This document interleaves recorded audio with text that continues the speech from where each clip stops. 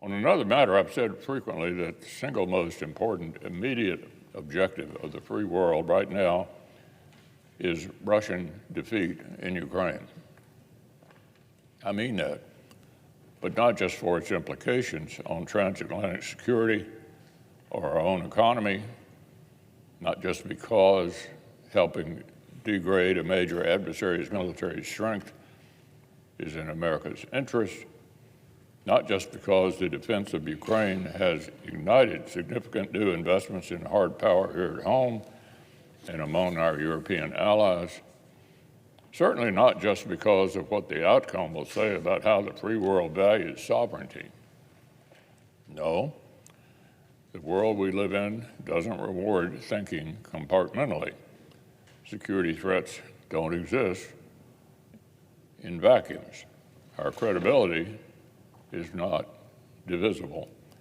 Our adversaries are working more closely together to undermine the American-led order, and allowing one threat to fester makes every other one a taller order. This week, the final report of the Independent Bipartisan Commission on the National Defense Strategy underscored this reality. Quote, "The new alignment of nations opposed to U.S. interests creates a real risk, if not likelihood, that conflict anywhere could become a multi-theater or global war. A multi-theater war, the sort of conflict America is simply not prepared to fight. Too many in Washington seem to think America can just opt out of facing such a challenge. But our enemies get a vote too, and we owe it to our service members and the American people to plan accordingly. As the NDS Commission report lays out, we have a lot of work to do and not much time to do it.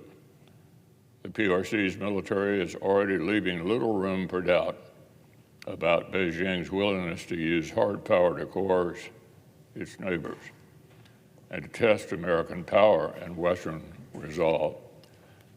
Last month, the PRC's naval forces launched a violent confrontation in disputed waters that Beijing clearly hopes to turn into a Chinese lake.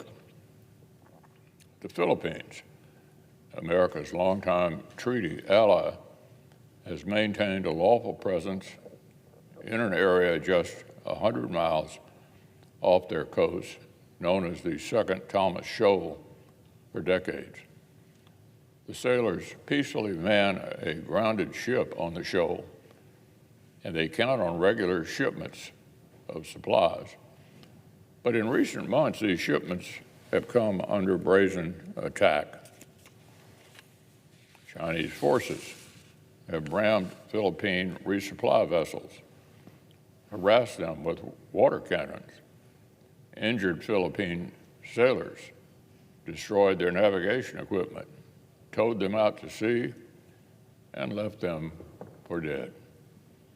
Thankfully, the most acute aggression appears to have subsided for the moment, but a fundamental reality still remains.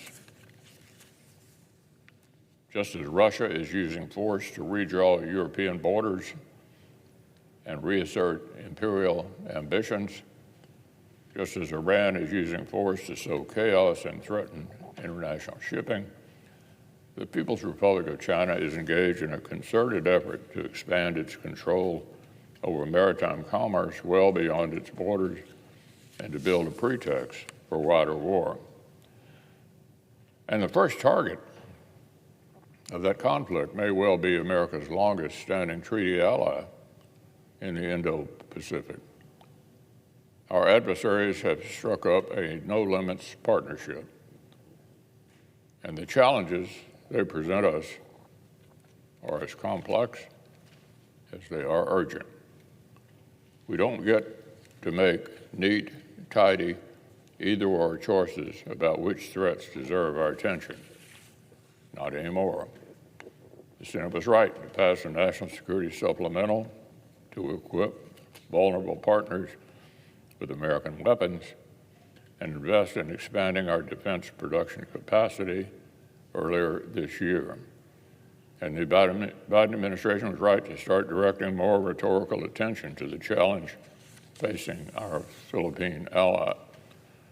But to the extent that the administration is serious about backing up its frequent assurances to the Philippines with actual support, it's high time to do more to help our allies and partners in the Indo-Pacific to reconfigure and strengthen their defenses against the PRC's maritime threat, and to clear bureaucratic barriers so security assistance programs can move at the speed of relevance.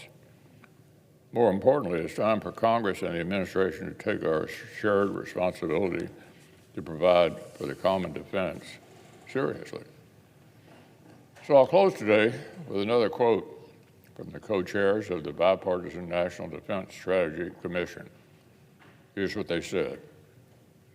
The Commission finds that the United States faces the most significant national security threats since the height of the Cold War, if not World War II.